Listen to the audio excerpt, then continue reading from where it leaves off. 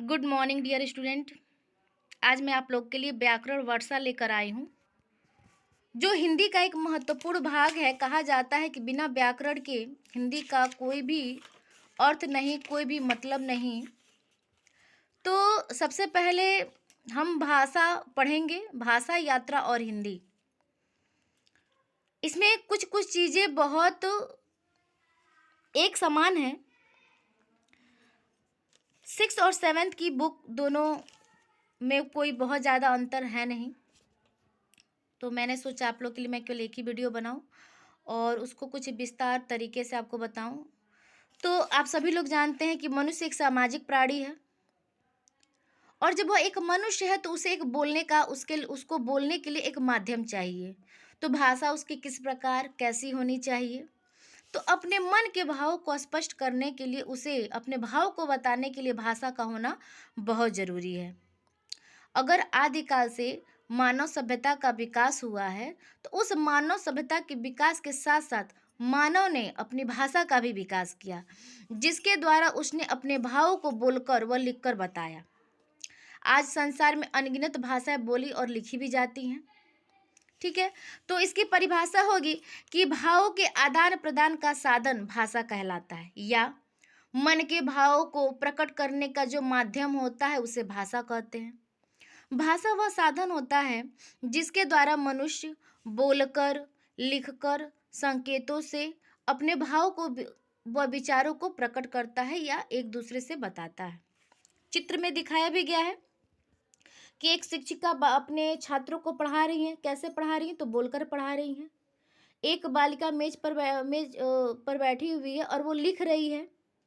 एक बालिका पुस्तक पढ़ रही है, और कुछ लोग फैमिली बैठी हुई है जो टेलीविजन के द्वारा सुन भी रहे हैं, देख भी रहे हैं।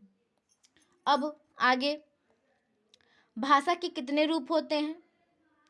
तो अगर कुछ महत्वपूर्ण बिंदुओं को लेकर देखा जाए तो भाषा के दो आधार होते हैं या दो रूप होते हैं। पहला मौखिक भाषा, दूसरा लिखित भाषा। ठीक है, आगे दिया है कि मौखिक भाषा किसे कहते हैं। जैसा कि नाम से ही स्पष्ट हो रहा है कि मौखिक मतलब मुख। भाषा का जो मौखिक रूप ही मूल है और यह प्राचीनतम रूप है। मौखिक भाषा सीखने के लिए हमें बहुत ज़्यादा प्रयास नहीं करना पड़ता है, क्योंकि यह हमारे अंदर स्वाभाविक रूप से आ जाती है। जब एक बच्चा जन्म लेता है तो सबसे पहले उसके मुख से रोने की ही आवाज़ आती है, पर धीरे धीरे जब वो अपने परिवार में, अपने माँ से, अपने पिताजी से, अपने दादा दादी से छोटे छोटे शब्दों को सुनता है, तो उसी छोटे छोटे शब्दों के माध्यम से वह बोलना सीख जाता है। इस तरह हम अगर जब हम भाषा सीख लेते हैं तो हम भाषण, वाद विवाद, नाटक, संवाद, परिचर्या आदि मौखिक भाषा के के ही रूप हैं।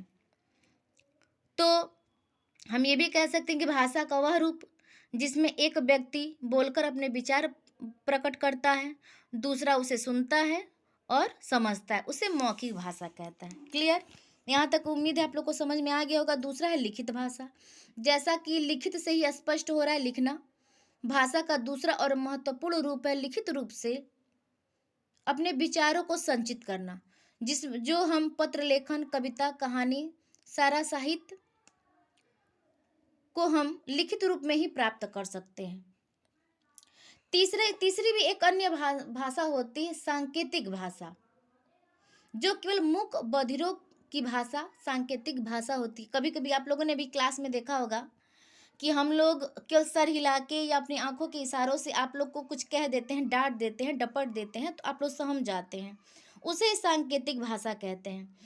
उसके बाद हमारा नेक्स्ट टॉपिक है लिपि। भाषा का जो लिखित रूप होता है वही लिपि कहलाता है। यानी कि ये अगर हम पुस्तक पढ़ रहे हैं तो ये लिपिबद्ध है। मौखिक भाषा विभिन्न ध्वनियों का व्यवस्थित तथा उन मौखिक ध्वनियों के लिए निश्चित किए गए लेखन चिन्हों को व्यवस्थित करता है। जैसे इसके अगर जब आप लोग को बहुत आगे चल के पढ़ाया जाएगा तो विराम चिन्ह होते हैं। ठीक उसी प्रकार कब, कहाँ, कैसे रुकना है, कहाँ खड़ी पाई लगाना है, कहाँ प्रश्नवाचक चिन्ह लगाना है, कहाँ विस्मयादि बोधक चिन्ह लगाना है, इन्हीं सब चीज़ों को लिखना और भाषा का लिखित रूप लिपि कहलाता है। और संसार की प्रत्येक भाषा की अपनी लिपि होती है। कुछ भाषाएं और लिपियां भारत में प्रचलित हैं।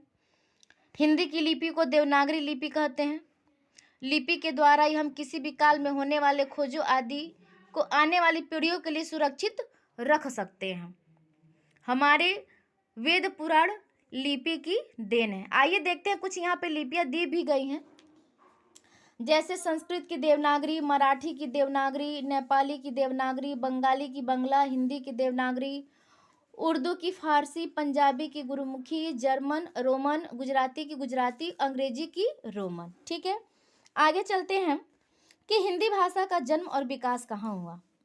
तो हिंदी भाषा का जन्म तो संस्कृत से हुआ, किंतु उसका विकास अपभ्रंश भाषा से 19वीं सदी के अंत में हुआ।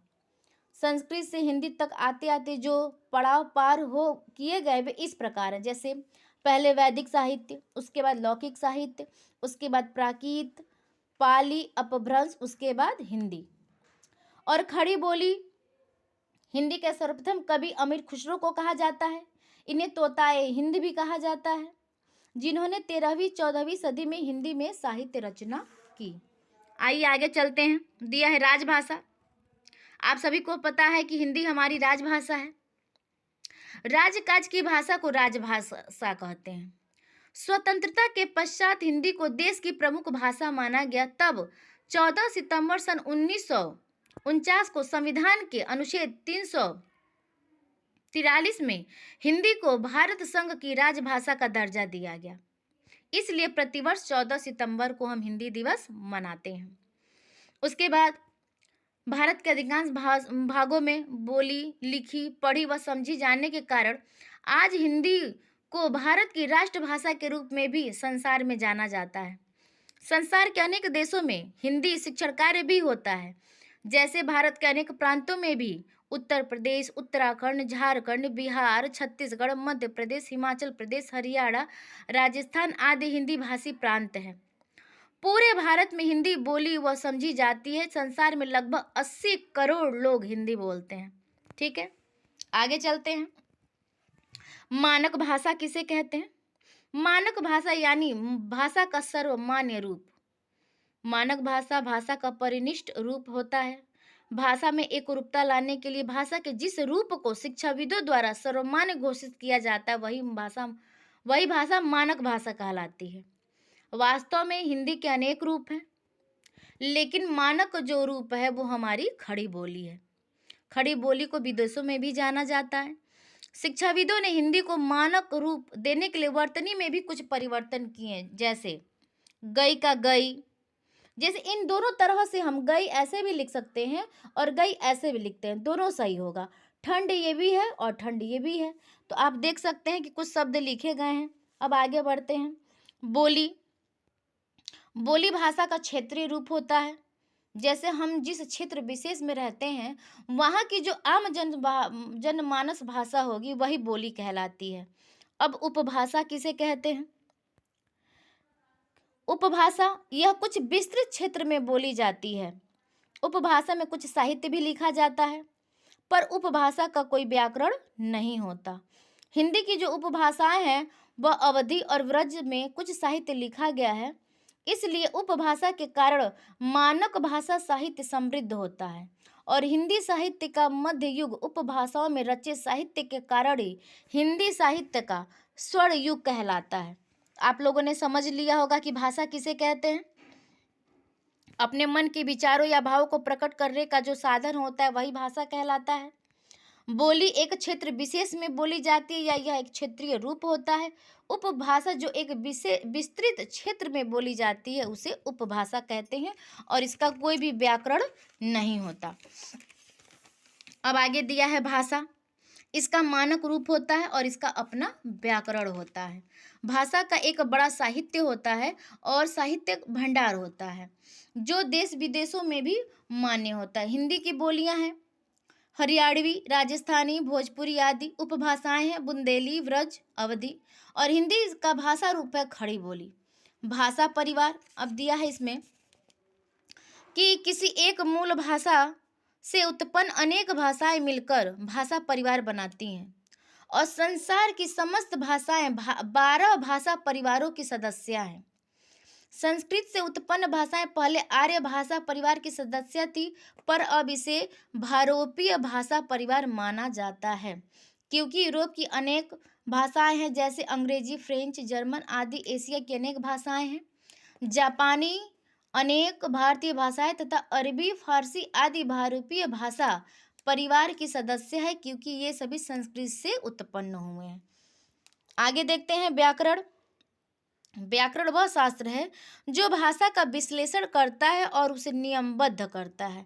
व्याकरण ही भाषा को मानक रूप प्रदान करता है और व्याकरण के द्वारा ही हम भाषा को शुद्ध पढ़ना लिखना सीख सकते हैं।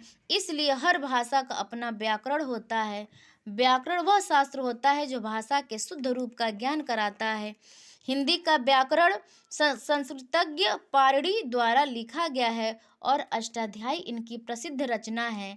हिंदी भाषा विश्व की एकमात्र ऐसी वैज्ञानिक भाषा है जो बोलने व लिखने में समान है, अर्थात हिंदी जैसे बोली जाती है वैसे ही लिखी जाती है। उम्मीद है आप सभी लोगों को ये लेसन समझ में आया होगा, और अगर आप लोग को कुछ भी दिक्कत हो रही या मुझसे कुछ भी पूछना हो तो आप मुझे कमेंट कर सकते हैं या फिर मुझे मैसेज कर सकते हैं। आज के लिए इतना ही है।